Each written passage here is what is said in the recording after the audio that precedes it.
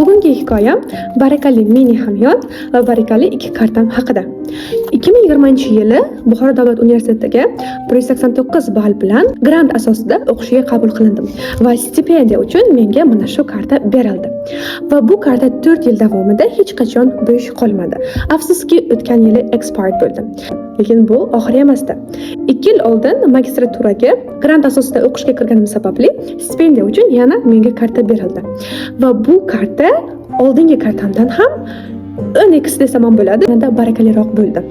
Onlayn teachingni boshladim va bu kartaga oy kamida 10 million so'm bu kartaga tushadi. Haligacha, alhamdulillah. Garchi magistraturani 1 yil yoqib tashlab qo'ygan bo'lsam ham, bu karta menga haligacha sodiq xizmat qilib kelyapti. Endi esa barakali mini hamyonim. Mini wallet, leather wallet. Buni 2020-yili birinchi stipendiyamdan xarid qilganman va o'sha yildan beri bu mini hamyonimning ichi to'la kalboshlar, naqd pullar yoki sayohatlardan esdalik sifatida olib qo'ygan pul birliklarim ham bor.